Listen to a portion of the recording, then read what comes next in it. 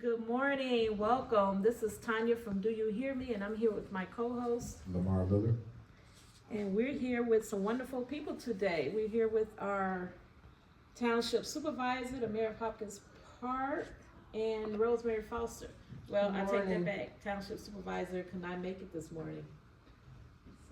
All right. And good morning, my name is Mark Hodge. I'm the mayor for the village of Hopkins Park. Good morning, Rosemary Foster, and I'm a county trustee for District 4, which includes Pembroke Township and Sun River Terrace. So we're gonna get started right here. We know you guys are pretty influential in the community. So each one of you bring a different leadership style to the table. What is one community challenge that you've had to face, and how did you work together to get that recognized? Well, I think I started out working with the township when I first got out of college. Primarily, I worked with Robert Hayes and his board. So I've had a lot of involvement with Pembroke Township and just working with people of the community. My background is social work. I worked 32 years with the Department of Children and Family Services. I was recruited somewhat from Mr. Payton. He was looking for someone to run as a trustee for the village. And that's how I got on the village board. And from there, Mark became the village supervisor, and I've been working with him ever since. I would think that we work very well together, Mark and I. We have the same goals for the community, which is growth. So I would like to see that happen, and that can happen in a lot of different ways.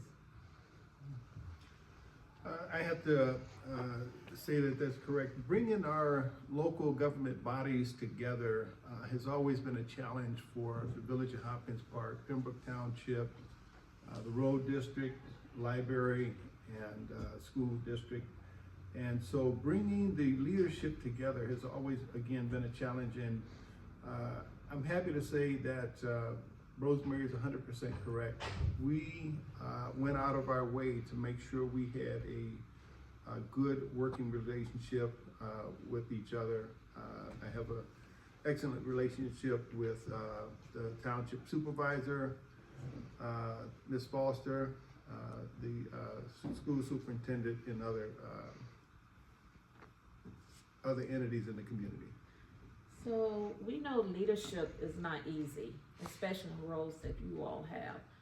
How do you protect yourselves against criticism and negative outcomes in the community? Well, I think maturity, you have to be mature to not to lash out. And with the advent of Facebook, that is really something that you have to not wear your heart on your sleeves, because people will come after you, and sometimes I'll strike back, but not often. Right. Mark will say, but I think with maturity, because you see a lot of things on Facebook, it's just not true. Yes. It's just not true. So you just have to believe that you're doing the right thing. You know what the truth is, because you have a front row seat. So I think that's how I do it. Okay. I try not to get too much. Well, y'all do the things that y'all do, put in the work that y'all put in, but how do the county and local government, how can they better align up? All right. Well, I'll tell you what, let me go back to her question. How do we stay grounded? I can tell you, I go to church, I pray, but what I do is I go to people's, where they feel comfortable. I'll go to a person, if I have a problem with a particular resident, I'll go to their home, to their comfort zone, and I'll meet with that person one-on-one where there's no audience and get things resolved. That doesn't mean we always agree, but it does mean that that person had an opportunity to speak their piece, and so did I. In addition to that, again, as Rosemary said, stay away from Facebook if you can. It's a lot of negativity out there, and you can't, I was talking with one of the elected officials in Kankakee County, and they were surely correct. They said the elections are not won by Facebook, social media. No. And surely that is true. I'm a 3-time mayor, and if you went by Facebook, it would not be the case. But if you went by the people and you have demonstrated to those people or to the community, which we have through this 3 administrations, they believe in you. They see the results, and they will support you.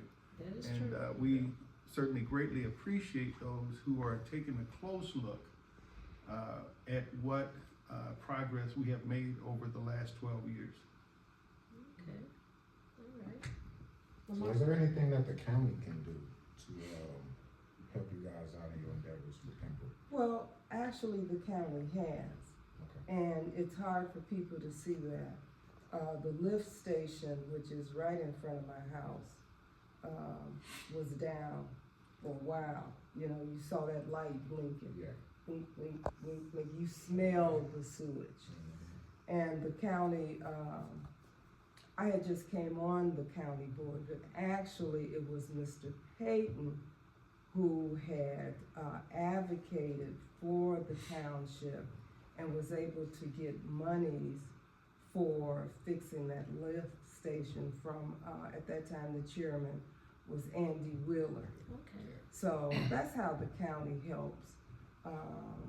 The other thing is just, just being a voice for Pembroke and for Sun River Terrace is how we, to let them know what our needs are, that we are out here, that we are a small community, and that, we let them know what our issues are. Just like with the police, the safety. I know you're gonna have the sheriff on. I don't wanna go too far, but we have let him know in a number of ways that we need help with our police. We need our own, Yeah. but for right now, we're under the counties, and we do need them to help us patrol and to help people coming out and destroying our land,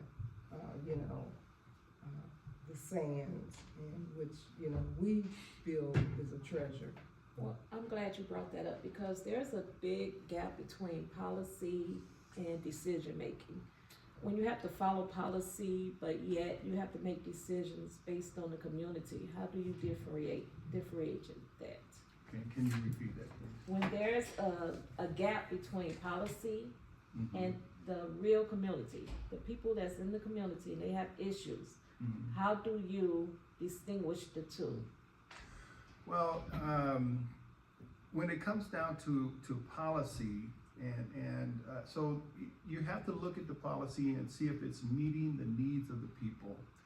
And periodically, we find that is not the case, and we have to go back and revise. But at times, you'll also find that people want to take advantage of this being a small community, and they know you, and they don't want to follow the policy. And you just have to have a one-on-one conversation with that person and stand up for what you know is right and best for the community. Okay. But in regards to the previous question of how can we be better, a better relationship, or how can the county help us?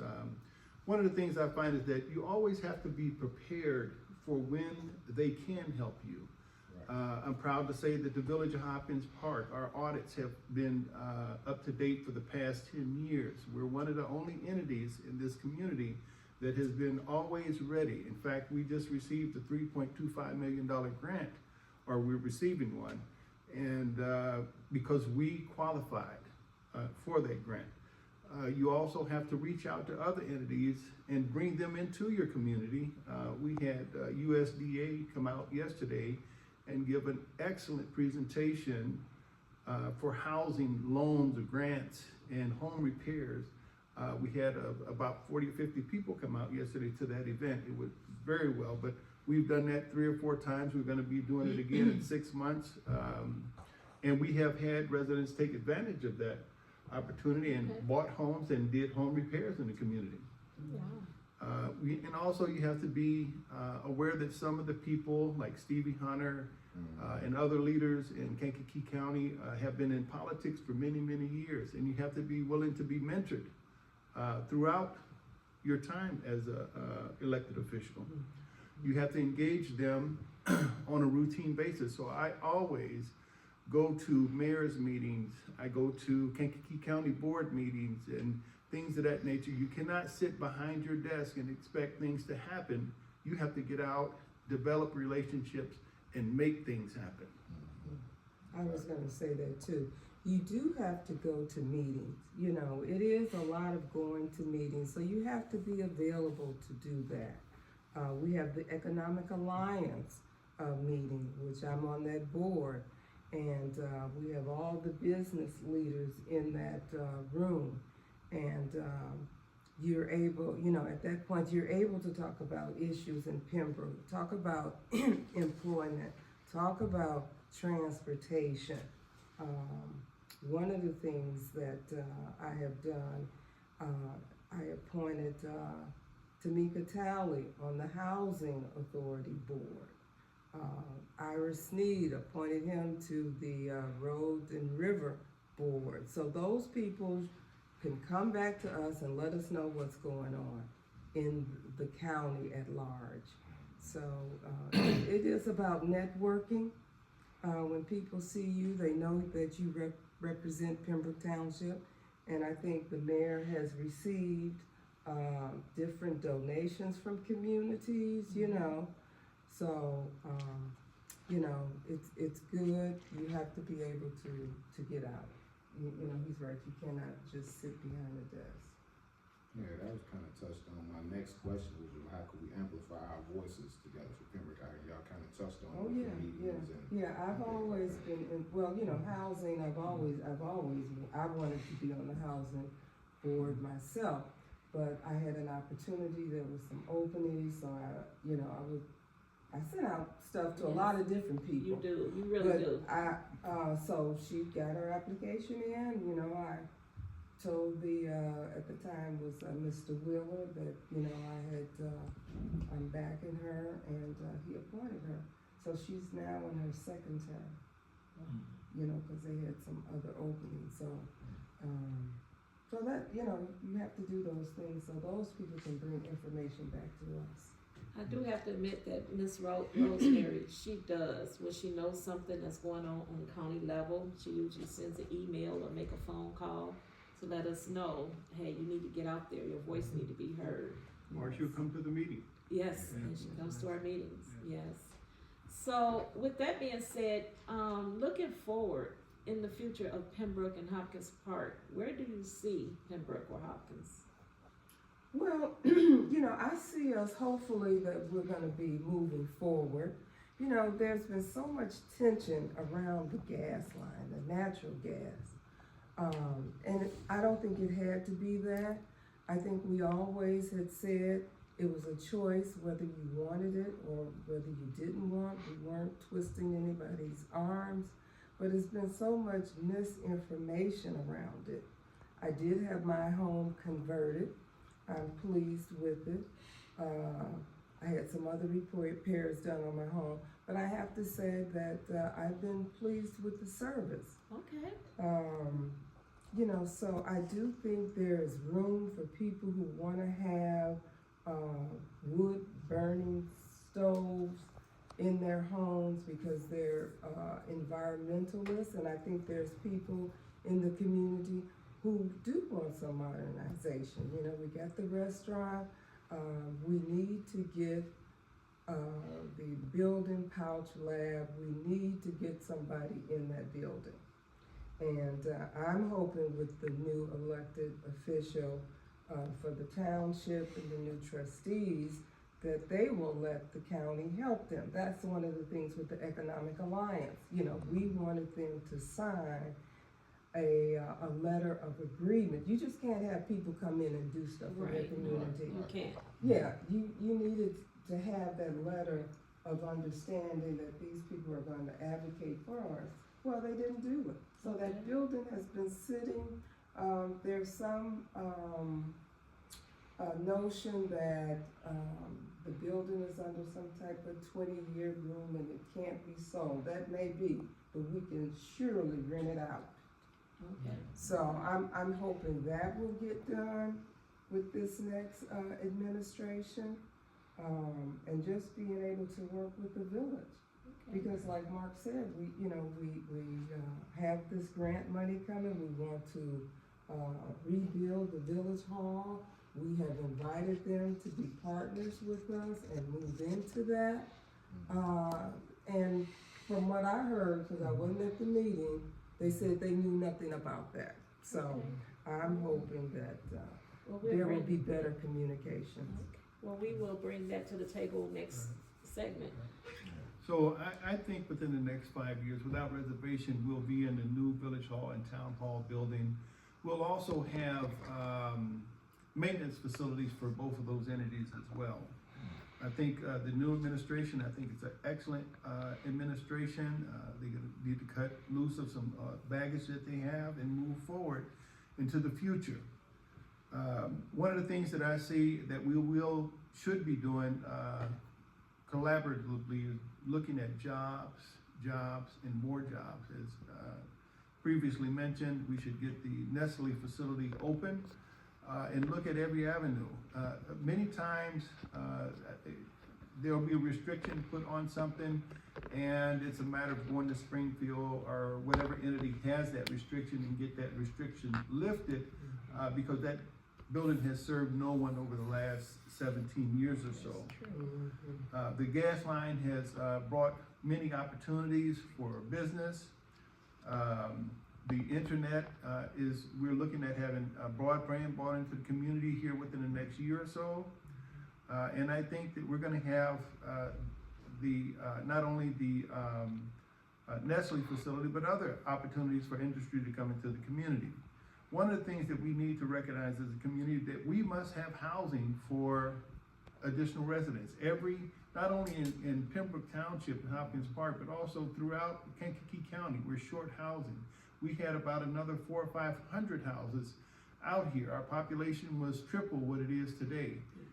We had 3 times the businesses, gas stations, grocery stores, and other things. We cannot let the naysayers guide this community, because we will be stagnant for the next 15 years like we have been for the previous 15 years as far as it goes to businesses and opportunities to grow the community. We have to be on a upward and forward moving motion at all times. Thank you, Mayor and Ms. Foster, for those wonderful questions or answers. Lamar, did So you guys have been in leadership for a long time. We all know y'all been serving for quite some time. So being in that position of leadership, what are some of the things that you can tell the incoming township supervisor or even other people in leadership, some of the hard lessons that you learned in your position? I think the biggest thing that I can tell them is working together with your other entities, government bodies, the school administration is a powerful tool. I can pick up the telephone and talk with anybody on the school board and other entities throughout the township and Kankakee County. So developing good working relationships is a must. You may have the upper hand one day, but it will surely turn if you do not work with those entities. That's true. So we need each to other. work together at every level, every opportunity. Okay. Ms. Foster, you want to add to that? Yeah, I would say the same. You do want to be able to work with people. You have to know your community, and that means you have to get out there. You have to talk to people. So, and you have to know too when to just be quiet and listen. So those would be some of the things I would say. I'd just like to follow up by saying, when we were elected to be leaders, and leaders must lead. You know what I mean? We cannot be on the back seat waiting for somebody else to take action or waiting on somebody else. You have to get out and be on the forefront, meeting with one another, other leaders in the communities, and taking information in from those around you. But you have to be willing to get out and make decisions for the, with the information you've been provided that you feel is for the best of the community. Well, we thank you for your leadership. We thank you for your perspectives on all the questions. Your answers were superb, and thank you again for joining us at Do You Hear Me? Yes, thank you. Thank you. Thank you. Hi, I'm Tanya, and I'm here with Do You Hear Me? And we're here with my co-host, Lamar Lillard. and we're here to talk about some Pembroke history, where we believe cemeteries even have a story to tell. So we're here with the wonderful Dr. Porter. Thank you.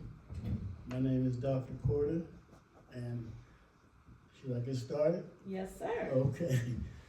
I am the caretaker for the Angel of Peace Cemetery, formerly Guiding Star Cemetery. I got started with the cemetery through the veteran organization, National Association for Black Veterans, NAVET.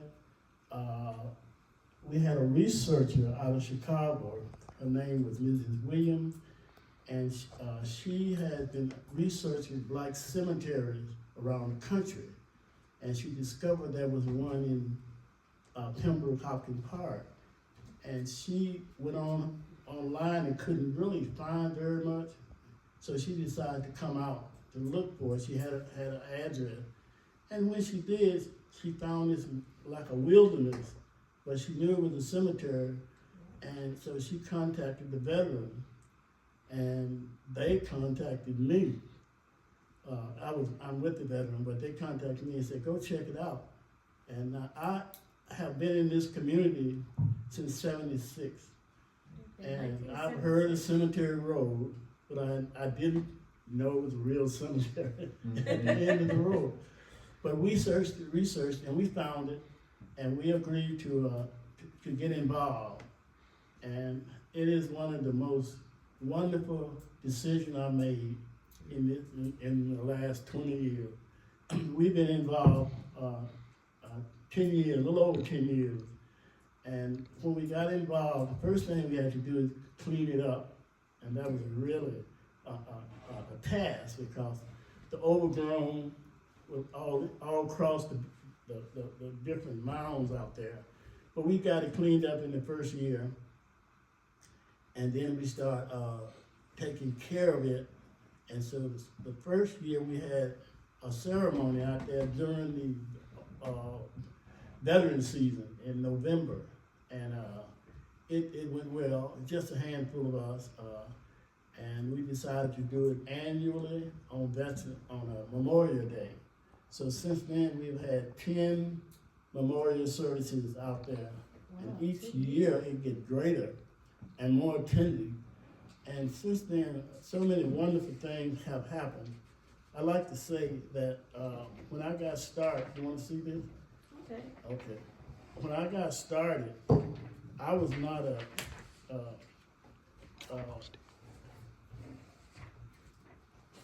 I was not new to this kind of work. I had a history when I grew up in Arkansas. My daddy was a cemetery care person. Oh, So he and his 3 sons, in the spring of the year, we was always out cleaning the cemetery and getting ready for the summer and for burial. Well, there are burials through the whole year, but normally on the summertime we would clean. And so I had a little experience. okay. And so it went well. I got plenty of volunteers the first year and a few the second year. And then the cemetery owner, Mr. Carter, Willie Carter, we met him, and he said he was delighted that we were interested in caring for it. So he allowed us to do as we please, as long as, it was in the realm of caring for the cemetery. And that went really well. He used to come out to see how we were caring for it. Now, my goal was to make it a showcase for the community. Okay. And I think we've done that. But the one thing about developing something to that level, it's gotta be cared for and gotta upkeep. So my volunteers quit volunteering. So that brings me to my next question. How do you keep the gravestones accurate or Well, together, clean? Mr. Carter, the owner, he is currently giving us a stipend every month, because by law, he is required to keep it up. Okay. And so he it's really not much, but it does help. But I have no volunteers today. I have 2 people work with me, but all the other staff, let me call them, get paid. Okay. So they get paid, not a lot, but they get paid. And I changed my staff, my group usually lasts a season. And I used to be real concerned I couldn't get them back the 2nd or 3rd year.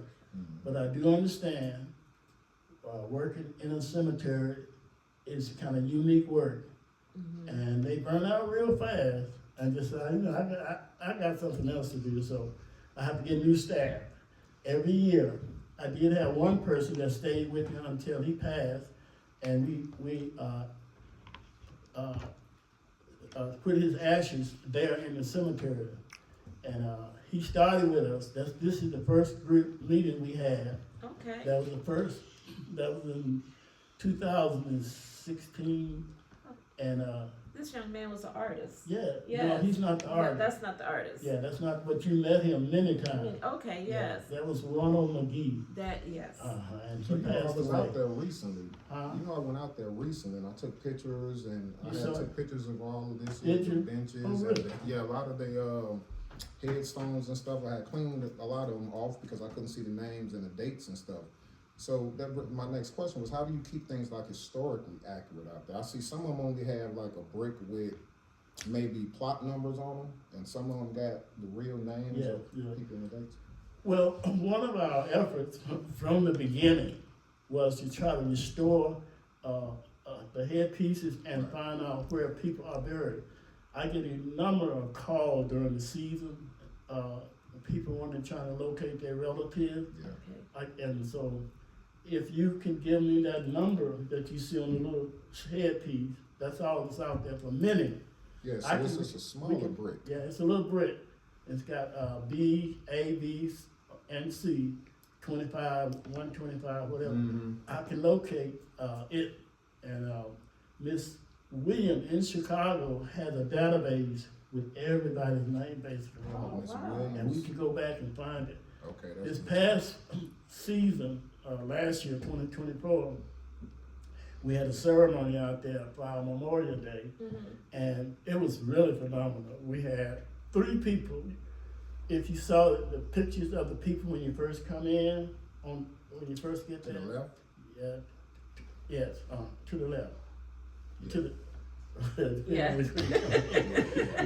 they were on a little plaque. Okay. And those people were people that we still trying to find out where they interment lives. Now some we have and some we have not, but we're on a good trail. We had 4 funeral homes that utilize the cemetery, and they usually keep good records.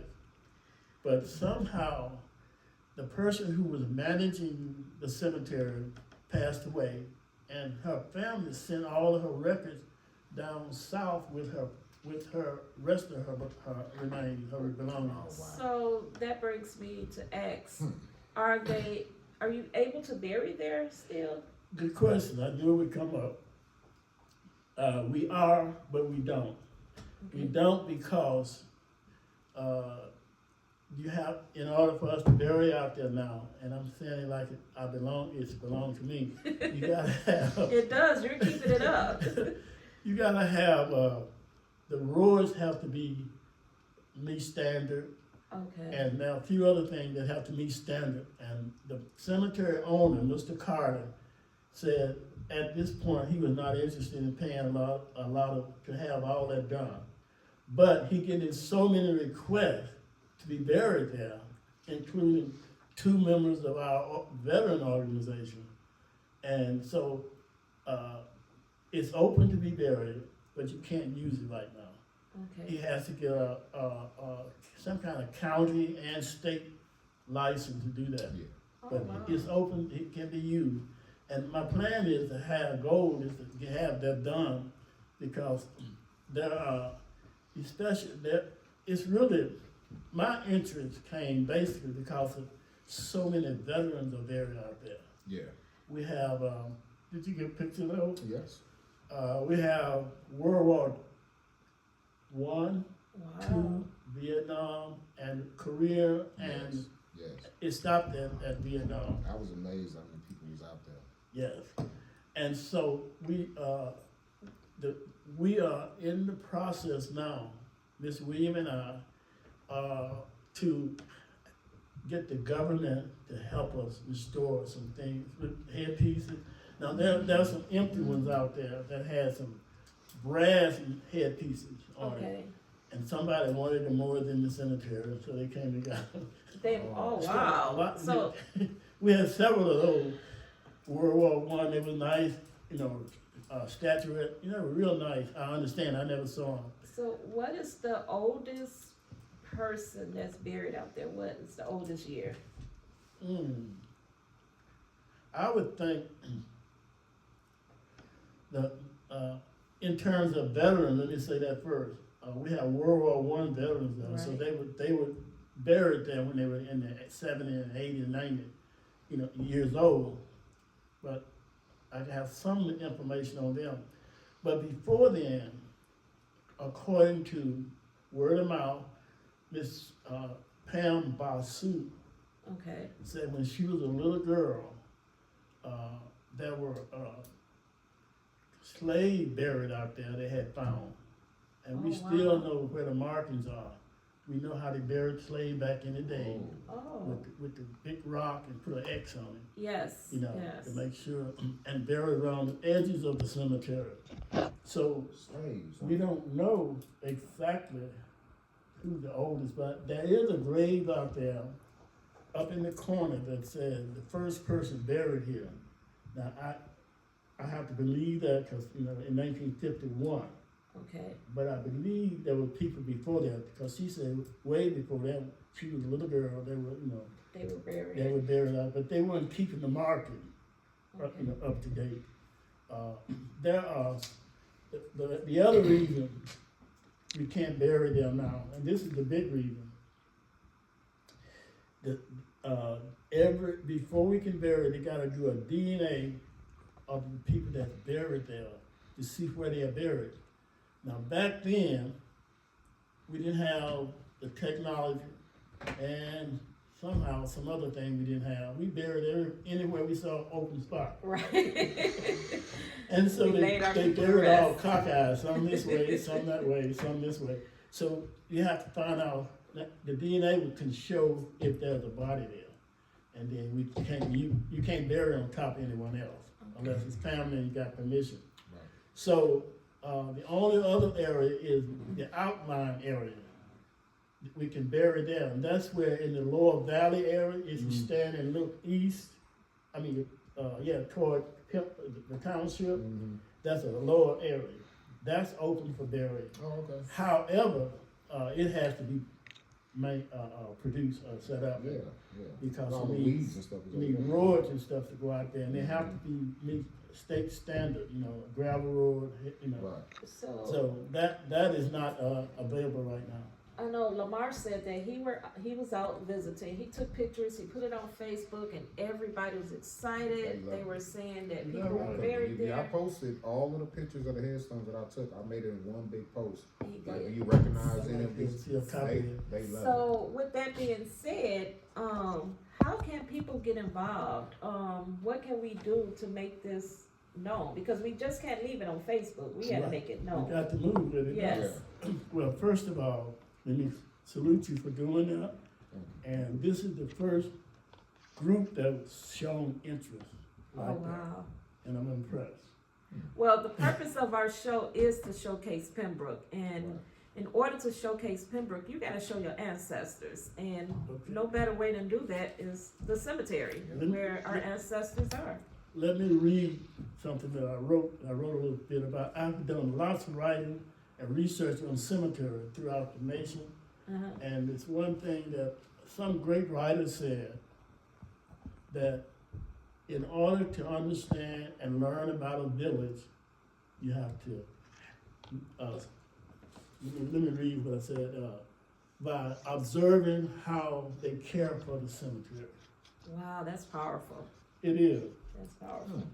How they care for the ancestors. That will give you information about the village. So that's kind of my theme. And how it all got started was it wasn't coincidental. It was timely. So what we are doing now is reaching another level. We've had a couple of fundraisers. We got an area out there called Veterans Memorial, and we have Clarence Riley. You may have heard of him. Yes, He's there. Clarence. And just to remain, he's not, Right. We did that, and that's a garden, and we've had expressed interest from about, I guess, 6 or 8 veterans who want to have theirs put out there. And the other person that we're working on now is, well, it's several that we're working on who passed in the last year or so, a couple of years ago. We have a listing of all of those men, and we plan on having that done. But let me say this, the question you had,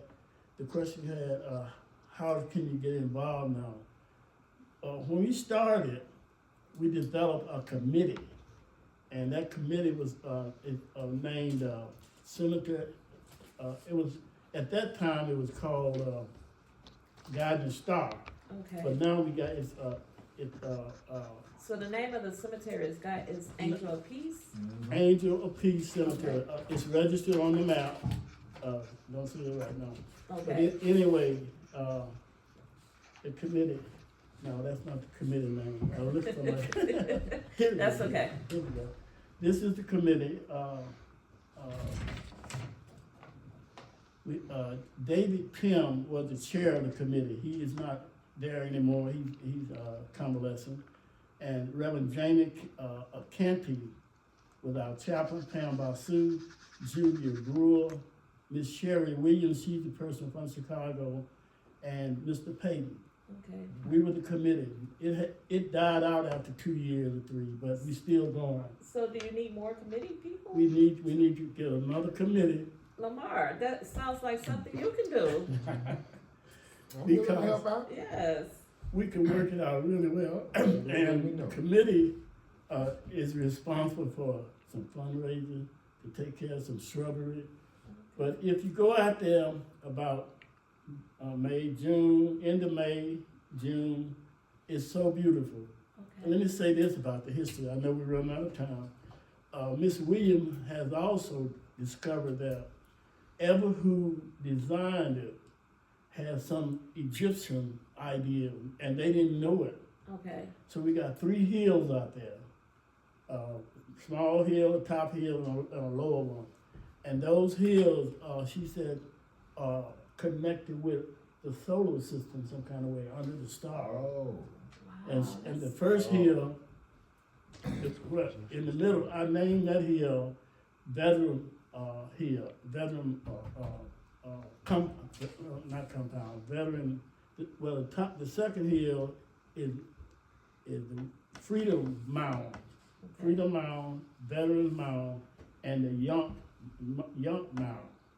And that's the 3 hills, and they all have significance at some And you time. said it was already set up like that? Like those hills were already? No, I kind of did, the hills were set up, Right. and when they laid it out, and if you go to the top hill, way up on the top, did you go up there? Mm-hmm.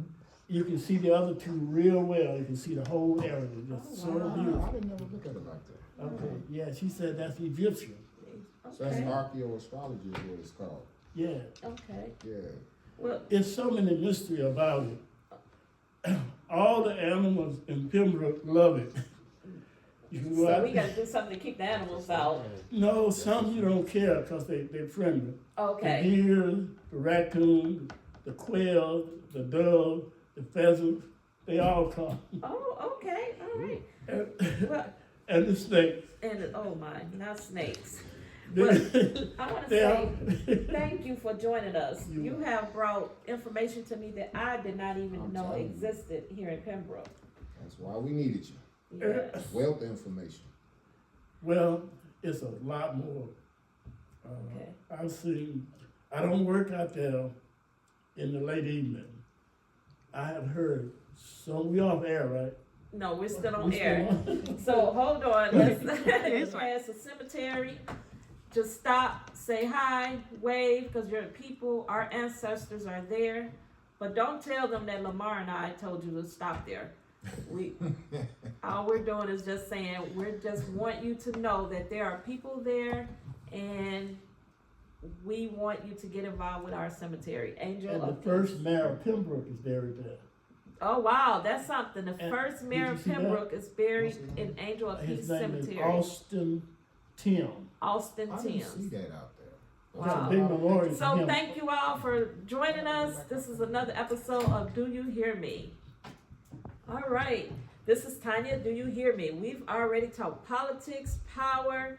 Now we're gonna just chill out and vibe a little bit with our wonderful Mr. Pembroke on TSmooth. That's right, joining us now is Rising Star, making waves in the music scene. He goes by TSmooth, and trust me, the name fits. He's Hopkins Park's own, and I'm gonna let him take the mic. Yes, sir. Thank you, Tanya. Thank you, Lamar, and the Do You Hear Me Talk Show. Well, who is TSmooth? Tell us a little bit about yourself. Well, I started a long time ago when I was a kid. My mom had me singing all the time, and just kind of like just singing like older songs like Stevie Wonder, Ribbon in the Sky. Yeah. She would have me, just singing songs for her, and so it kind of started there, and my mom just introducing me to older songs, So from then, back in 2015, when I got a little older, I started taking it serious, So that's when it stuck with you. yeah, that's when it kind of stuck with me in 2015 because my cousin in Indiana, he had his studio, and he was recording with his buddies, and they were rapping and stuff like that. Mm-hmm. But I would come and put like an R&B hook on it, you know what I'm saying, and just kind of give it like a hip hop and R&B flavor, So it kind of started from there. So I was taking it serious then, and just started recording and making tracks from there. Yeah. Okay. So with that being said, I know I've heard you on many different occasions, and I'm always asking you to sing my favorite, Sam Cooke. Yep. Change gonna come. Yes, that you do a wonderful rendition of that. But what I want to know is, where do you get your vibe from? What's the, are you more R&B? You rap? What? It's R&B soul, Okay. Rhythm and blues. I have the rhythm and blues, but that soul in there too. But I have a little hip hop.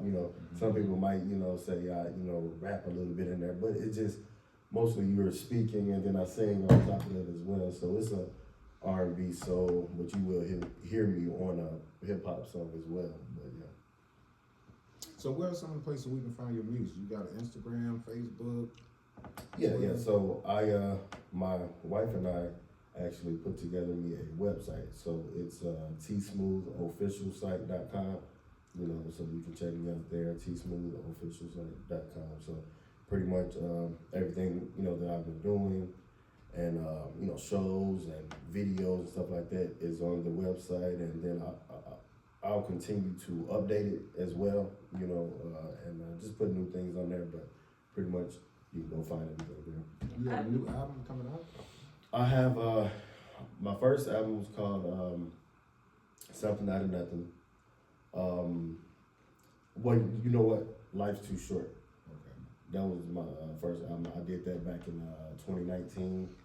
I was actually in North Carolina for a whole year, and I, you know, just found a studio out there. My aunt, she lived out there, you know, so I just kind of went and visited, you know, so I found a studio and just started recording. So it's about 10 songs on there. Life's Too Short, and then my second album, they would call it an EP. It's called What's Left of Me. The album. It's about 6 songs on there. So you know, yeah, that's the album that I'm promoting now. It's called What's Left of Me, the album. Yep. By TSmooth. Now, I believe that I read right that you're starting in a movie. Yes, I am. It's Ohio based. My cousin, he's out there. His name is Jonte Ruffin. The movie is going to be called,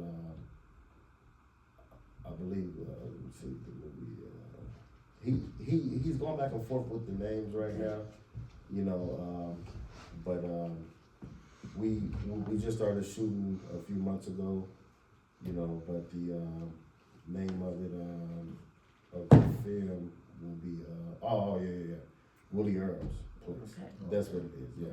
So Willie it's Earl's called Place. Willie Earl's Place. That yeah, sounds like yeah. it's gonna be funny. Yeah, like, you know, he's like a pimp and he's, you know, doing, like, you know, but he has like salon and, you know, he's trying to get on the right path, Okay. you know, so yeah. It's called Willie Earl's Place, yeah. So that's what I'm featuring in, and, you know, I believe he'll be playing my songs and stuff like that in it, and I'll be starring in it, so yeah. Okay. Little journey. All right. Well, since you're here, you know, I gotta hear your voice. Can Oh, you yeah. do a little something for us? Definitely can. I'll be doing one of my original songs off my album Life's Too Short. It's called Something Out of Nothing. Okay. Well, thank you. Thank you. All right. It's called Diamonds and Denim. That's gonna be May 3rd. Ladies of Pembroke Book Club is having a Mother's Day brunch. It will be May 11th in Sun River Terrace. You can see Terry Roundtree for tickets. There's so much going on in Pembroke. Runaway Buckers, they're having summer camp, so please contact the stewards for your students or children to go to camp. And I will see everybody on Friday tonight, 8 o'clock. We'll be at the Blue Building, old school music, line dancing. Come have a drink with me. And we're getting ready for Mr. TSmooth. Whoa, you can make something out of nothing, something out of nothing, something out of nothing. We all just wanna be free, wanna be free, wanna be free. See, I've been thinking about how a woman likes to go. And every time I come to a conclusion, I seem to fall back in the hole. Somebody please tell me that this isn't how life's supposed to go. So much confusion, I think I'm about to lose control. See, we can make something out of nothing, something out of nothing, something out of nothing. We all just wanna be free, wanna be free, wanna be free. See, you can make something out of nothing, something out of nothing, something out of nothing. We all just wanna be free, wanna be free, wanna be free. Be free, yeah. Whoa, whoa. We all just wanna be free, wanna be free, wanna be free. When I feel like I can't take no more, I just look to the sky and I know Everything's gonna be alright. Everything's gonna be alright. See, we can do things that's unimaginable. We just gotta believe it's possible. Listen to your heart. It'll never see you wrong. See, you can make something out of nothing, something out of nothing, something out of nothing. We all just wanna be free, wanna be free, wanna be free. So we can make something out of nothing, something out of nothing, something out of nothing. We all just wanna be free, wanna be free, wanna be free. Be free, yeah. Oh. We all just wanna be free, wanna be free, wanna be free. Something out of nothing, something out of nothing, something out of nothing. We all just wanna be free, wanna be free, wanna be free. We can make something out of nothing, something out of nothing, something out of nothing. We all just wanna be free, wanna be free, wanna be free. Hey, this for all my people that wanna be free, yeah. This for y'all. Said if you wanna be free, just be free. Oh, oh, oh,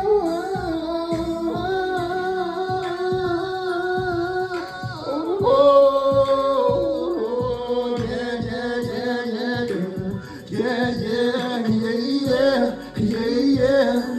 yeah, yeah, yeah, yeah, yeah, yeah, yeah, yeah, yeah.